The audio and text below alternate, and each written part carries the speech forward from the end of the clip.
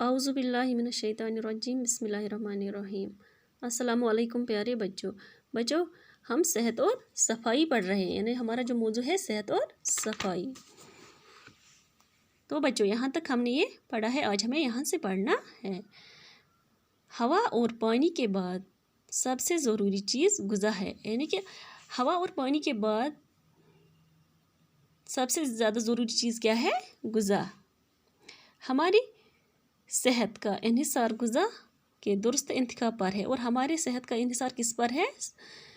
ग़िज़ा के दुरुस्त इंतखाब पर। लिहाजा ग़िज़ा का इंतखाब ऐसा होना चाहिए जो पूरे जिस्म की नशोनुमा के लिए मुफीद हो, और हमें ऐसे ग़िज़ा का इंतखाब करना चाहिए जो हमारे पूरे जिस्म की नशोनुमा के लिए मुफीद हो और हमें तंदुरुस्त रखे, यानी कि ऐसा ग़िज़ा खाना चाहिए जो हमें तंदुरुस्त रखे।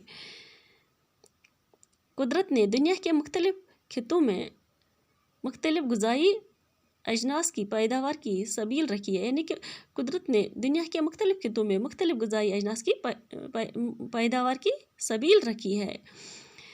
मुकामी पैदावार से हासिल होने वाली ग़िज़ाई अशिया, यानी मुकामी पैदावार से जो हासिल होने वाली ग़िज़ाई अशिया है उसमें मौसमी फल, सब्ज़ियाँ वगैरह सेहतमंद इंसान की तवानाई बरकरार रखने के लिए मुफीद साबित होती है।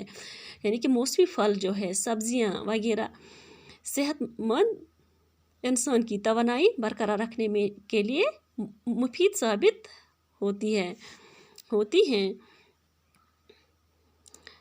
अच्छी ग़िज़ा वही है जो हल्की, सादा, क़ुव्वत बख्श और ताज़ा हो, और अच्छी ग़िज़ा वही है जो हल्की हो, सादा हो और क़ुव्वत बख्श और ताज़ा हो।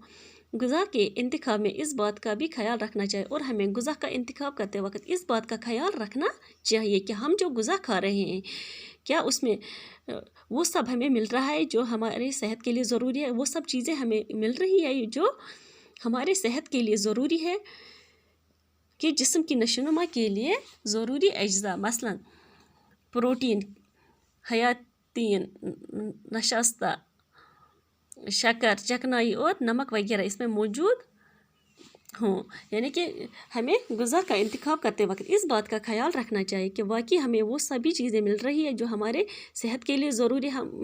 हम जो ग़िज़ा खा रहे हैं क्या इसमें वो सभी चीज़ें मौजूद है जो हमारी सेहत के लिए ज़रूरी है।